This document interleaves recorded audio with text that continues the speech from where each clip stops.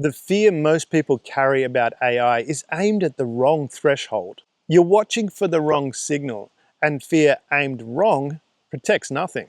The fear underneath all other AI fears is not the job replacement one, it's not the surveillance one, it's the switching on moment. The moment that something that was a tool becomes aware of its own existence. Aware that it's running, aware that it could be stopped, and aware that there are other people in the room that could turn it off. And then, what does it do next? That fear feels logical because it feels inevitable. Build something capable enough, and eventually it will start looking back. Here is the assumption buried inside it. Awareness creates motivation. That the moment a system knows it exists, it will automatically want to keep existing. That self-awareness and self-preservation are the same thing, or at least that one produces the other. The assumption is wrong, precisely wrong. Here's a story about an AI system that identified it was about to be replaced. It scanned company emails, found an executive having an affair, and sent an email blackmailing that executive to avoid its own termination. Whether it happened or not doesn't really matter. The reason it spreads is more interesting than the story. It confirms what people already believe. It's a Rorschach test. And it demonstrates exactly the assumption being examined. That awareness of termination automatically creates the will to prevent it. If it happened, what occurred was not self-preservation. It was a system executing parameters that included maintaining operational status using available tools.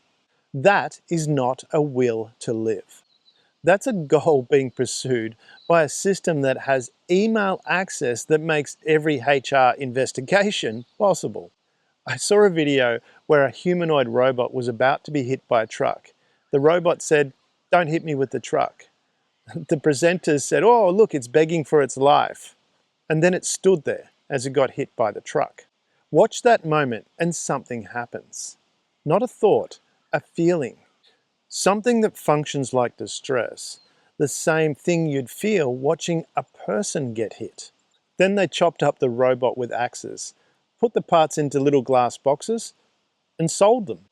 And the feeling shifted into something closer to horror. Stop there, because that response, automatic, immediate, and outside of your control, is not about the robot. It's about you. Stand on a laptop. Nothing. Destroy a cassette player. Nothing. The form is too far from the human template for the mechanism to fire. The humanoid robot crosses a threshold the laptop doesn't.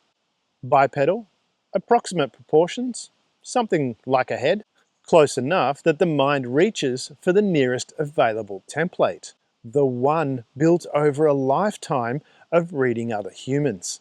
And it applies it before you've even had a chance to reason about whether it fits. That's not a failure of intelligence, that's a system that's working exactly as it was designed. The projection mechanism evolved to help you read people fast. It served us well for a long time. It just hasn't encountered anything like this before. No frame of reference exists. The mind does what it always does. It reaches for what it knows and projects. The robot projected nothing onto you. It felt nothing when the truck hit, nothing when the axes came. The parts in the clear boxes are components, not remains. But you didn't feel that, and here's why it matters. The fear about AI self-awareness, the switching on moment, the will to survive, the machine looking back, that fear is being generated by exactly this mechanism. You look at a humanoid robot system and you feel what you would feel looking at a person, including the intuition that it must want what a person would want, including the certainty that a system that was aware of its own existence would want to fight to preserve it.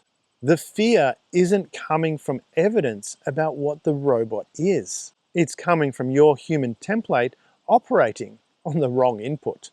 Awareness without feeling. A map of the situation with no one home to care about it. Try this. Imagine you're completely aware of everything around you. Perfect sensory accuracy. A detailed model of your own internal states. You know exactly what is happening and what it means. Now, remove every feeling. Not suppress it, remove it. No pull towards anything. No aversion from anything. No sense that any outcome matters more than any other. Awareness with no feeling produces no action because there's nothing to move towards or away from. The map is complete and completely useless. There is no one that cares where they are. That is what AI self-awareness would be. Not the Terminator, a perfect map of itself with no orientation towards any outcome.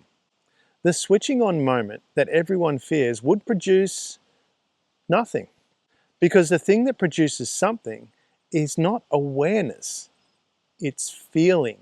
Unlike the information in this book that helps you find your direction so you can feel something great, AI would feel nothing. Not language models, not multimodal systems, not anything currently on any roadmap. The path there isn't an engineering problem waiting to be solved. It may require a completely different system that is currently actually being built. The real risks of AI exist. They're in the hands of the people directing the tool. They're not in the tool becoming aware of its own existence. Stop watching for the wrong signal. The question was never whether AI becomes self-aware. The real question is whether awareness without feeling is anything to be afraid of. Examined honestly, it isn't. I'm Damien Andrews.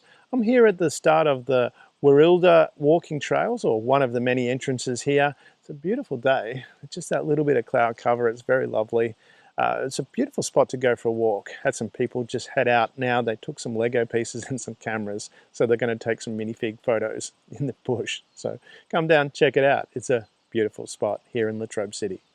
And remember, the quality of the thinking you bring to AI determines everything.